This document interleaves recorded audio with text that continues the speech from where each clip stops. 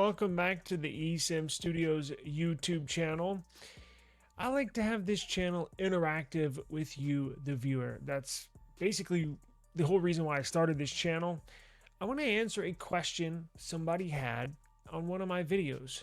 Now, let me pull this video up. It is a video in regards to the Google Pixel 10a and versus 9A. This has to do with reception. So on my Pixel 10 series signal strength video, I was explaining the modems inside the Pixels, and down here in a comment, somebody asked a great question, and I thought, well, you know what? Let's make a video about it instead of just writing a response. It's actually a good question, so we're going to dive into this. It's not going to be long, but I do want to answer this question. Very, very great question. So he says, hey, brother, actually, I'm confused between, and it's this one right here, the very top one. I'm confused between the Pixel 9a and Pixel 10a. Handle. Pixel 9a is cheaper and other Pixel 10a is costly. Should I choose the 10a or just because of network mode? Or should I pick the Pixel 9a? As we know, these two phones are typically same, but just on basis of nature.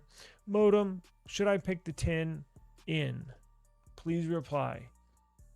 I think autocorrect got the best of him on that message, but I do understand what he's saying. So he's essentially asking, should I get the 9A or the 10A? The 10A is more expensive than the 9A, but the upgrades, the couple of upgrades the 10A has, is it worth it to purchase a slightly more expensive device?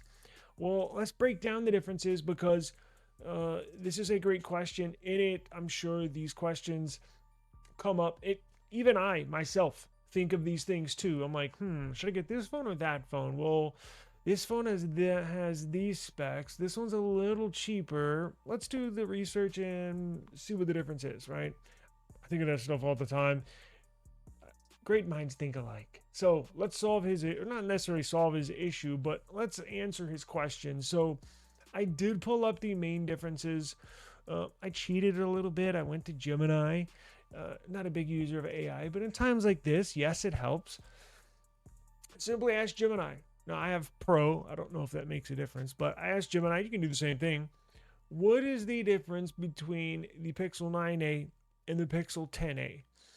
And it gave us a fantastic look, some insight into the main differences. I didn't want it to pull the identical information because we kind of know what that is, or it's easily findable.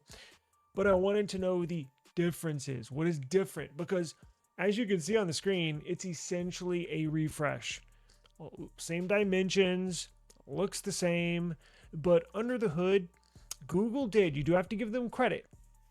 Even though it's essentially a refresh, they did slightly enhance this device under the hood.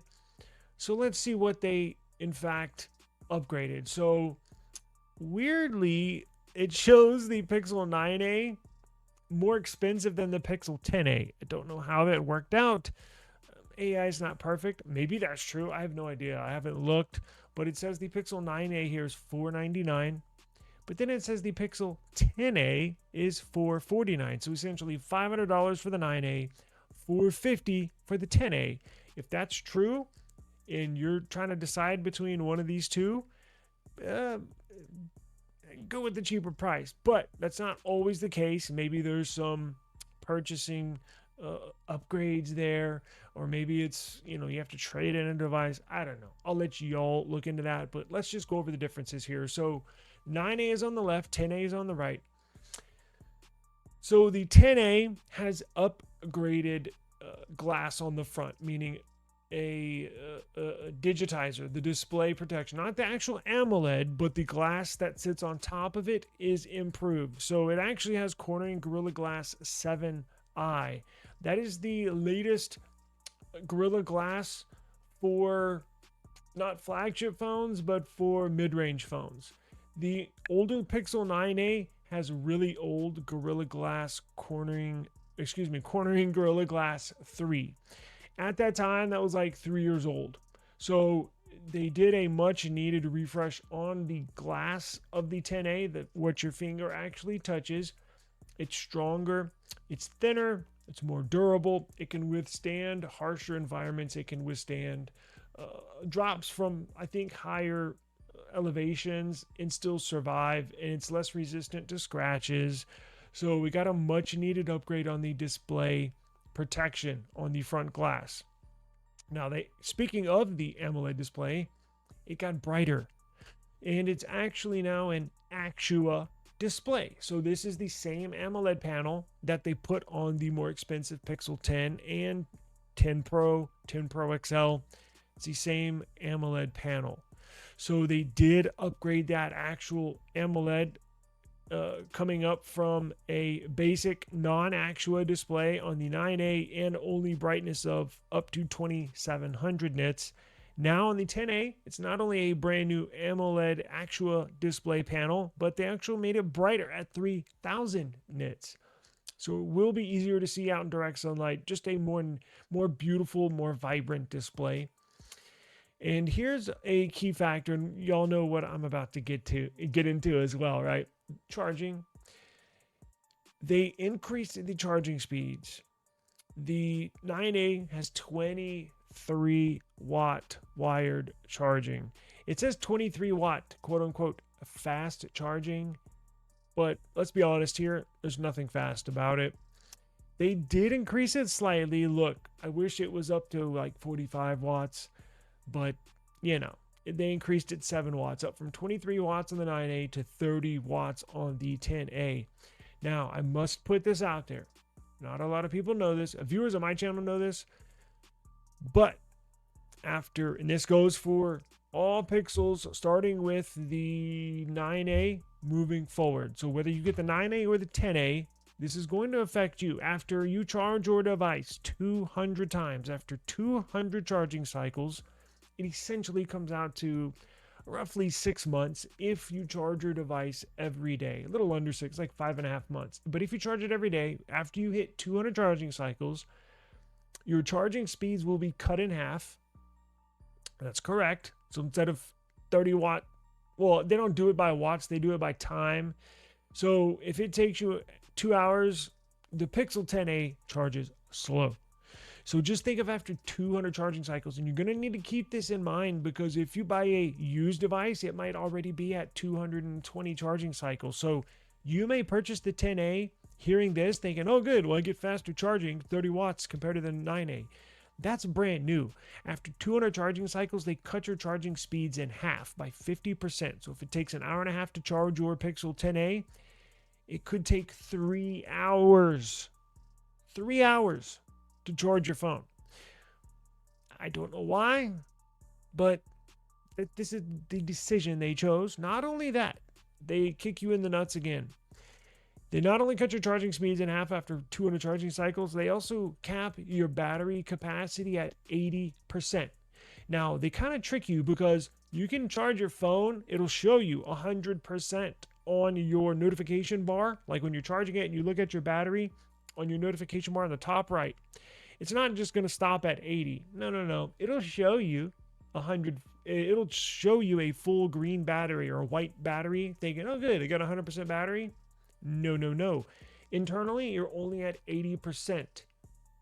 Only at 80%, and half the charging speeds are cut after 200 charging cycles. I'm not going to beat that to death, but just keep that in mind. Some people don't care, right? I do. Some people don't. Everybody's different. Just putting that out there. If you're okay with that, it's all good.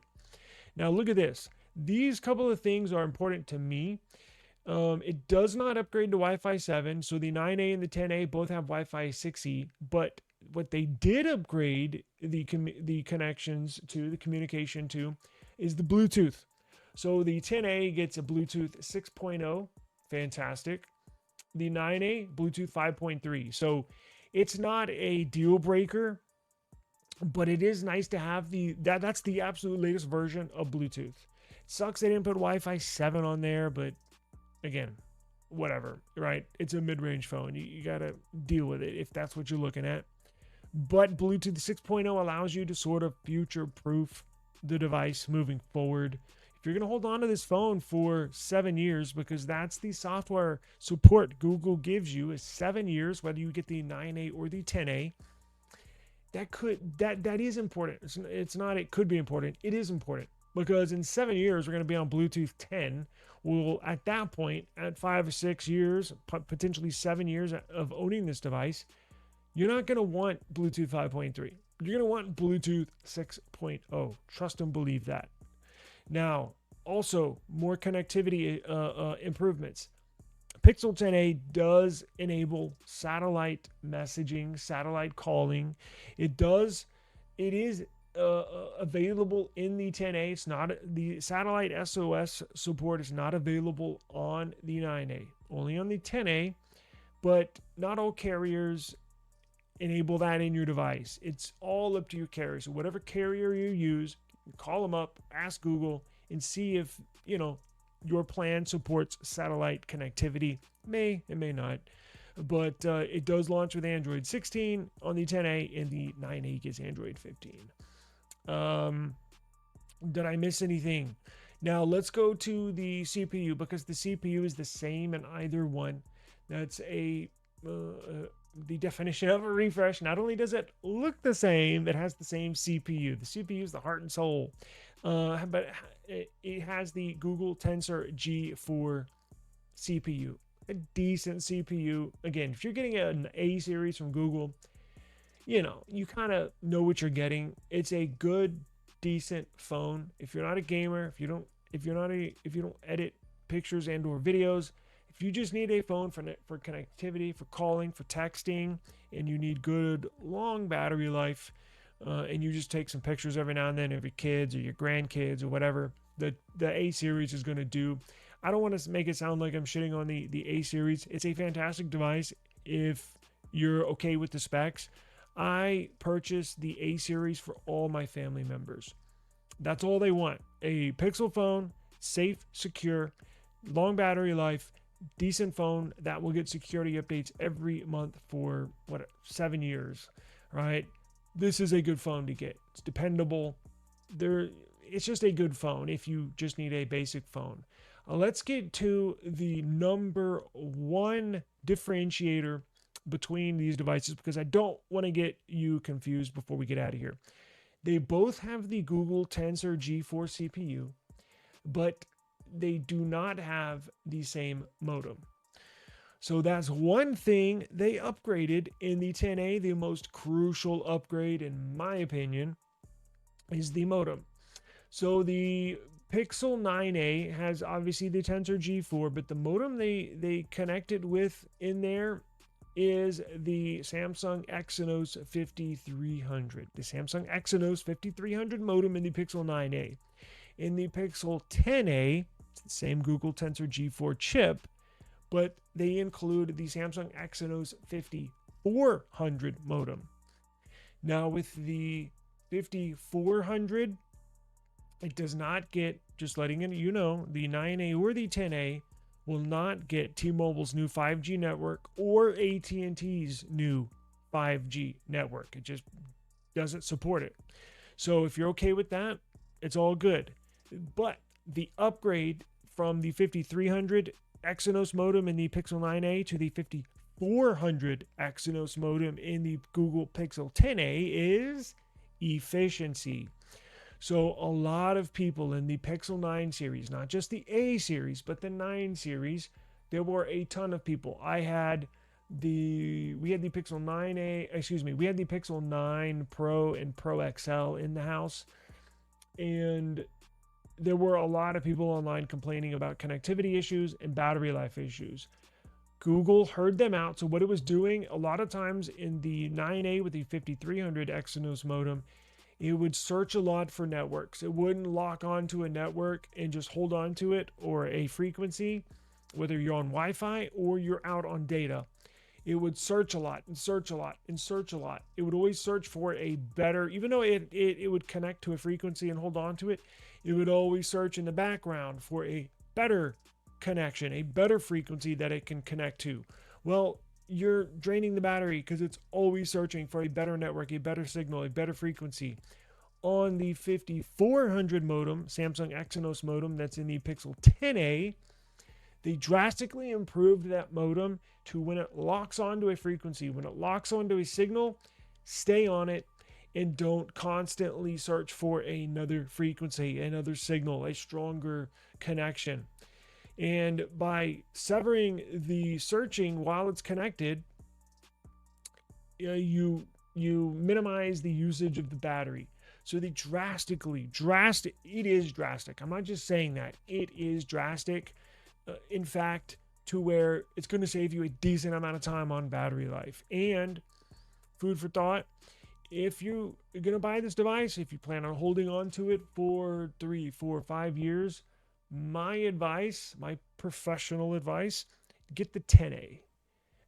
It shows here it is cheaper, and maybe that's the truth. If it is, snatch it up. But if you buy it on the aftermarket, on Facebook Marketplace, on Swappa, on OfferUp, on Mercari, my opinion, if you're not in a hurry to buy one, meaning like if you don't have to have one, or like right now, or to replace a phone where the screen cracked, give it a week, give it 2 weeks, take your time, find a good price Pixel 10a and purchase that, because in my opinion, moving forward, the Bluetooth 6.0 is a big deal if you're going to hold on to your phone for a while. The modem obviously is my determining factor between the two, because it is an issue in the 9 series with the 5300 Exynos modem. It drains the battery. So in my opinion, it's a no-brainer. I would go with the 10A. And again, if you don't have to get one right now, there's good deals out there. You just got to find them. Be patient. Don't jump on something. Find a 10A. You can put alerts on your phone. Just Google how to alert you when a new Pixel 10A is up for sale. Jump on eBay. There's good deals out there. Just make sure it's unlocked, and make sure you have a return policy from whoever you buy it from, so you can throw your SIM card in it when I guess it's eSIM only, isn't it? Anyways, you can put your SIM in it, whether physical or electronic, and test out the network. And if it's not good, you want to make sure you can return it. But my professional opinion, get the 10A. Thank me later. If you have any questions whatsoever in regards to what phones to get, or hey, what do you think about this phone, or what's a good replacement for this, or hey, I have this phone but I want to upgrade, what good options do I have? I'm in this price point. Let me know. I love to do this. I love to talk technology and communicate with you, the viewer. So appreciate the time. Subscribe to the channel, and I'll see y'all on the next one. Peace out. Yeah. Woo.